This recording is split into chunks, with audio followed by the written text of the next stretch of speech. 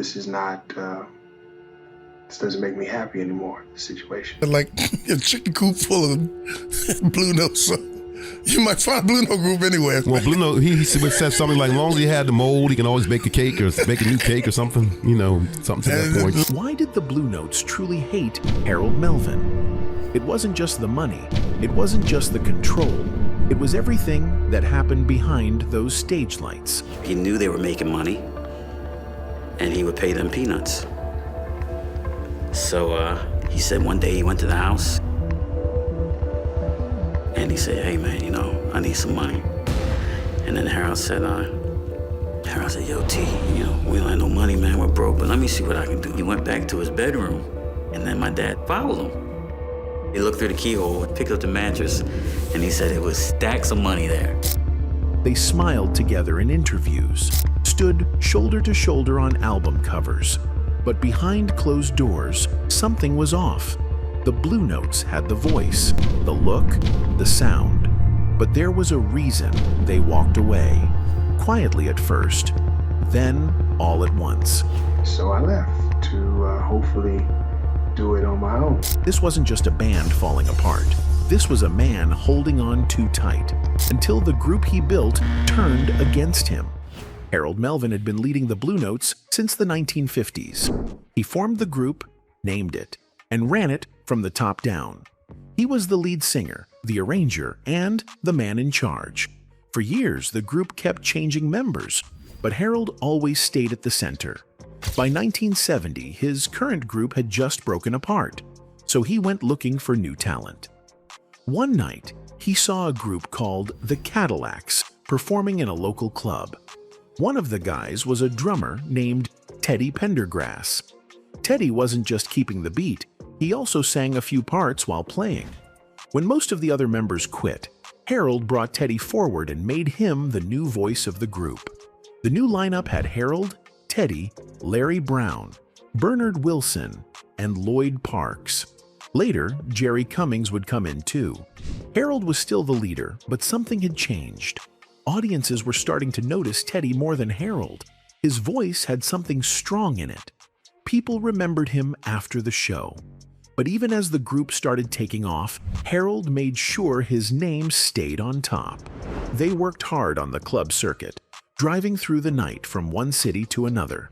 Teddy described it clearly. They performed for anyone who would listen, rich folks in hotel lounges, then hustlers and dealers in dark bars. It wasn't glamorous, but it was real. And Teddy kept learning. He admitted that Harold taught him everything he needed to know about the business. But behind the scenes, things didn't feel right. Teddy was becoming the main attraction, but the group's name still said Harold Melvin and the Blue Notes. That bothered him. Fans would call him Harold by mistake. He didn't like it. And what made it worse, he wasn't getting paid the way he thought he should. Harold had tight control over the money. No one else really knew what was coming in or where it was going. Teddy later said Harold kept royalties under a mattress. No one could question him. He handled the group like a business he owned. Even as they rose to success with hit songs like If You Don't Know Me By Now and The Love I Lost, the tension between Harold and Teddy got worse. Teddy didn't feel like part of a family. He said they were never close, not even during their peak years. They worked together, but they didn't bond. He called Harold's leadership dictatorial. He didn't trust the way the group was being handled, and he started thinking about leaving. By October of 1975, Teddy was done. The long nights, the confusion over money, and the constant feeling that he was being used, it all became too much. The name on the poster stayed the same. But inside the group, everything had changed. Most of the men who stood next to Harold on stage were already slipping away. They didn't trust him. And after Teddy left, the feeling of anger and betrayal only grew stronger. When Teddy Pendergrass finally walked away from Harold Melvin and the Blue Notes, it wasn't sudden. The pressure had been building for years. He had grown tired of being the face of the group while Harold stayed in control. Tired of singing to crowds who shouted, "We love you, Harold," when it was his own voice echoing through the building. And most of all, tired of watching the money go one way, upward, without answers. $100. My dad walked out the door that day. He said, I'm going on my own. When he left, it shook the group to its core. Teddy had become more than just the lead vocalist. He was the reason audiences bought tickets, the reason records flew off the shelves. But Harold didn't see it that way. Or maybe he didn't want to admit it. Harold still believed the group was his, that the name on the label was what mattered. But the rest of the world had already moved on. For a while, Teddy kept performing with the members who left Harold's side: Larry Brown, Bernard Wilson, Jerry Cummings, and Lloyd Parks. Each of them had also gotten tired of how things were run. They knew the fans came for Teddy, and so they continued doing shows together under a slightly changed name. They called themselves the Blue Notes, featuring Teddy Pendergrass. And for a short time, it worked.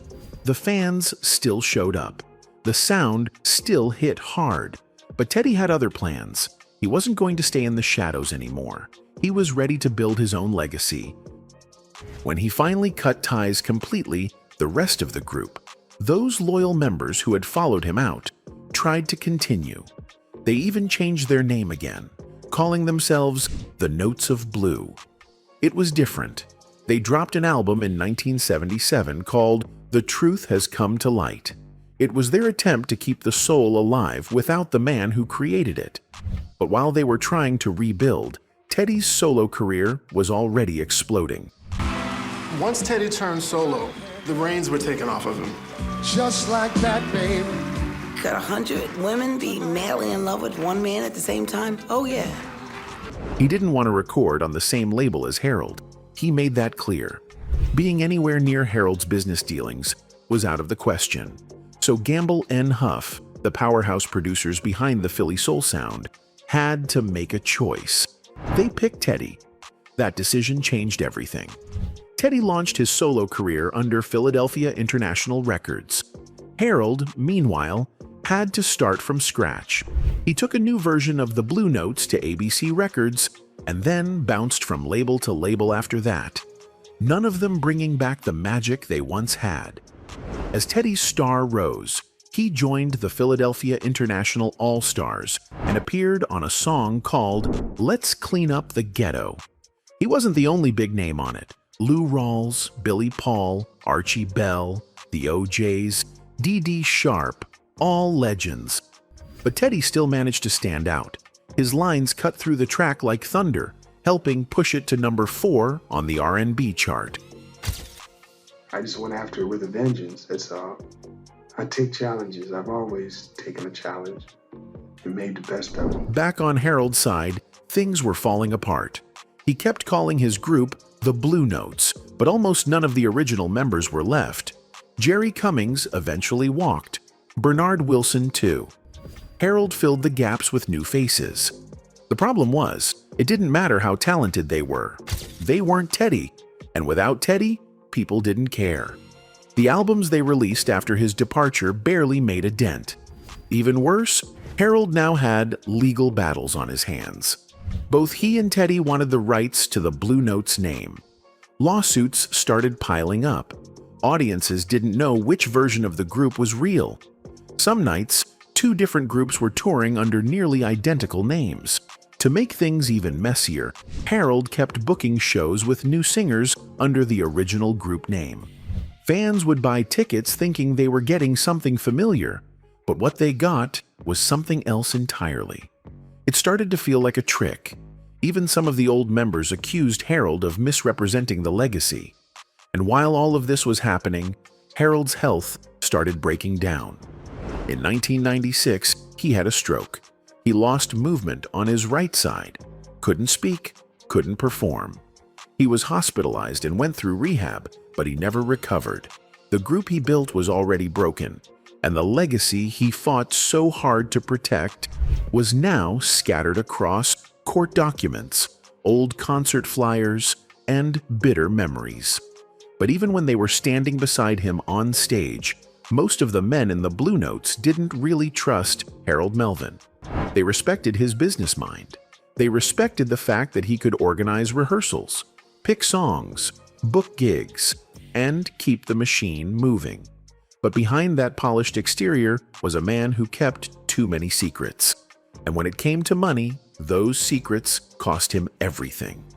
He knew they were making money, and he would pay them peanuts. So he said one day he went to the house, and he said, hey man, I need some money. And then Harold said, yo, T, we don't have no money, man, we're broke, but let me see what I can do. He went back to his bedroom, and then my dad followed him. He looked through the keyhole, picked up the mattress, and he said it was stacks of money there. Teddy Pendergrass wasn't the only one who complained about how Harold handled the group's finances, but he was the first to say it out loud. He didn't just call it unfair, he called it shady. According to Teddy, Harold would collect royalty checks meant for the whole group and hide them under his mattress. That wasn't just strange, it was dangerous. It meant nobody could track where the money went. Band members had no clue what the group was actually making. They were touring every week, releasing hit records, and appearing on TV, but their pockets stayed light. Meanwhile, Harold always seemed to have a new suit, a nicer car, or a bigger hotel room. It didn't add up. When they asked about it, the answers never came. Harold either dodged the question or reminded everyone who was in charge. He held onto the paperwork, the contracts, the royalty statements. No one else ever got a clear look. And he had a way of making people feel like questioning him was a mistake. Even back then, artists were getting robbed. Record labels skimmed off the top. Promoters took their cut. Managers double-dipped. But in the Blue Notes case, it wasn't outsiders doing the damage. It was the man sitting in the dressing room with them. And the thing that hurt most? They knew Harold could have done it the right way. He was smart. He had the connections. He had the respect. But instead of spreading the wealth, he hoarded it. Instead of giving credit to the people making the music, he put his name in front of theirs. It wasn't long before the bitterness started boiling over. Teddy felt it first. And this doesn't make me happy anymore, the situation. But once he left, other members started telling their stories too. Bernard Wilson said in interviews that the group made millions, but barely saw any of it. Jerry Cummings backed that up. Even Larry Brown, who was usually quiet, hinted that Harold's control over the money caused more damage than anything else. Still, the public didn't see it. To fans, Harold Melvin and the Blue Notes looked like a tight group of professionals. Matching outfits, smooth harmonies, love songs that felt like truth. But behind the curtain, the trust was gone. Every handshake started to feel like a setup. Then came the moment that confirmed all their worst fears. In 1983, Harold Melvin was arrested. It happened at Caesars Boardwalk Regency Hotel Casino in Atlantic City. A maid walked into one of the hotel rooms and found more than just towels. Inside were over 90 grams of cocaine, 100 grams of methamphetamines, drug paraphernalia, marijuana, and a loaded .3 2-caliber handgun. Harold was there, along with several members of the band and a group of other people. It was in the newspapers. Harold was 44 years old. He was arrested and released on $25,000 bail. His bandmates were also charged. Some of them were freed on $22,000 bail each. For a group once known for class, soul, and unity, this was a public collapse. The fallout from that arrest followed them for years. Some venues didn't want to book them. Former members who had tried to distance themselves now had to answer questions about drugs, about Harold, about what had really been going on during those long years on the road. And the truth? The truth was that everything they feared about Harold was right there in the open now. The bad money, the broken loyalty, the choices that put everyone in danger. This wasn't just a group falling apart. It was a group watching its own leader bring the whole legacy down with him. After Teddy left and the arrests made headlines, Harold Melvin tried to keep going. He still had the rights to the name Harold Melvin and the Blue Notes, and he was determined to keep using it. But the group he was dragging from city to city didn't look or sound like the one fans remembered. The original members were gone. Teddy was building a successful solo career. Bernard Wilson, Larry Brown, Lloyd Parks, Jerry Cummings. They had all moved on. And even though a few came back from time to time, nothing felt permanent. The connection was broken. Still, Harold kept touring. He brought in new singers. Sometimes the lineup changed from one month to the next. Some of the guys were talented, some weren't, but it didn't matter. The crowds weren't there for them. They wanted the old songs, the old voices, the old feeling. And Harold couldn't give them that anymore. They tried releasing new music, but none of it charted. They signed with different labels: ABC Records, Source Records, even Philly World, but none of the albums got much attention. DJs weren't spinning the records. Radio stations weren't calling.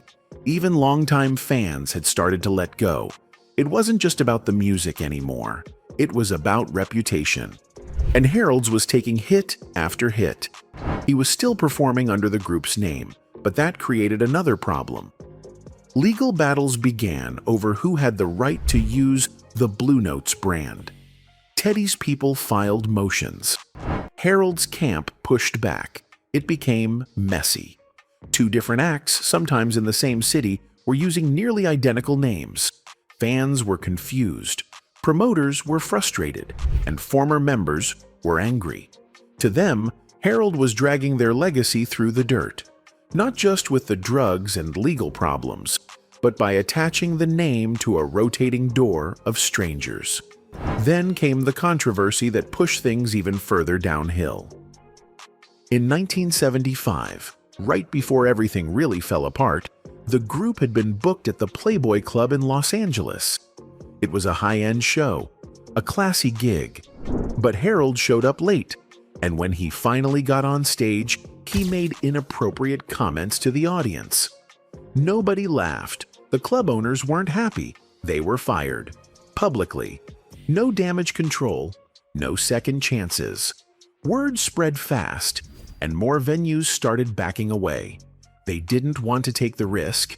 It was bad enough Harold was showing up with unfamiliar singers, but now there were headlines about drugs, bad behavior, and lawsuits. Still, he didn't stop. Even as original members began speaking out, saying Harold was misrepresenting the brand, he kept going. Fans would buy tickets expecting to see the old Blue Notes. Instead, they saw Harold on stage with people they didn't recognize, performing songs that didn't sound like they used to. It felt like a scam. And some of the men who built that legacy made it clear. They didn't approve. Meanwhile, Teddy was becoming a solo icon, and every hit he released reminded people of what they'd lost. The gap between the old group and Harold's version grew wider and wider. The original chemistry, the feeling, the magic. It was gone. People remembered the old days, the suits, the harmonies, the songs that made people cry, dance, and believe in love again. But now, the name Harold Melvin and the Blue Notes had started to feel like a ghost. Something hollow. Something being stretched long past its time. By the early 1990s, there was no more buzz, no new fans, just an old name and the stories behind it. Stories about money that went missing, friends who stopped speaking, and a leader who couldn't see that the very group he created had outgrown him and never wanted to come back. By the time the 1990s rolled around, Harold Melvin was still holding on to what was left of the name the Blue Notes. But the crowds had thinned, the magic had faded, and the music that once made them a household name now lived mostly in old vinyl records and quiet radio reruns. Harold wasn't performing with the same spark anymore. His health had been slipping for years, but like everything else in his career, he didn't speak much about it. He didn't explain. He just kept moving, city to city, gig to gig, still wearing the suits, still calling the act Harold Melvin and the Blue Notes, even when no original members remained on stage beside him. Then, in 1996, everything stopped. Harold suffered a massive stroke. It paralyzed the right side of his body and took away his ability to speak. The same voice that used to belt out smooth baritone notes was now silent. The same hands that once directed rehearsals, shuffled contracts, and signed record deals could no longer move. He spent months in and out of hospitals, undergoing physical therapy, trying to regain what he had lost. But the stroke had done its damage. He never recovered. On March 24, 1997, Harold Melvin died in Philadelphia at the age of 57. His death didn't make front-page headlines. There were no major tributes, no televised memorials, just a few write-ups, a quiet burial at Ivy Hill Cemetery, and some scattered memories from fans who still remembered the way, if you don't know me by now, once made them feel. But behind the scenes, there was something unfinished, something bitter. The men who had once shared the stage with him, Bernard Wilson, Larry Brown, Jerry Cummings, Lloyd Parks, and most of all, Teddy Pendergrass, had never found peace with Harold. Some of them had stayed silent for years, letting the music do the talking. Others had spoken out, revealing what it was really like behind the curtain: the control, the confusion, the missing money, and the deep feeling of being used. The legal battles over the group's name never really settled. Even after Harold passed, there were still arguments over who could claim the legacy. But the damage had already been done. The legacy itself had been worn thin, broken apart by lawsuits, betrayal, and bitterness. And yet, despite everything, the pain, the anger, the disappointments, Harold Melvin and the Blue Notes still got their flowers. They were inducted into the Rhythm and Blues Foundation's Pioneer Award in 1999, and later into the Vocal Group Hall of Fame in 2007. These honors were long overdue, but they didn't erase the past. They simply confirmed what fans had always known: that, for a time, they were one of the greatest groups in soul music. But the truth behind that greatness, the real story, was never as clean as the music. It was built on power struggles, broken friendships, and missed chances. The very thing that made the group great, Harold's leadership, was also what tore it apart. Teddy once said he gave Harold credit for teaching him the business. But when he walked away, he never looked back. He didn't return for reunions. He didn't reminisce in interviews. He made it clear that even during the good years, there was no closeness, just business, just survival. There's something tragic about that. Not because they didn't become friends, but because they never got the chance to heal. The wounds stayed open. And with Harold gone, they never got to close the book properly. What remains now is the music. Songs like Wake Up Everybody, The Love I Lost, and Hope That We Can Be Together Soon. They still play at cookouts, weddings, and old-school R&B stations. People still sing the words, not knowing the chaos it took to make them. And maybe that's the final note in this story. Harold Melvin wanted to be remembered. He wanted his name in lights. He wanted control. And he got it. But in the end, the people who stood next to him, the ones who built those harmonies, lived through the pain, and gave everything they had to that group, were the ones who remembered the real story. They didn't just hate Harold Melvin because he was strict. They hated him because he made them feel replaceable, because he made them believe they didn't matter off stage. And that's something no award, no headline, no induction can undo. Anyway, that's it for this video, folks. Bye.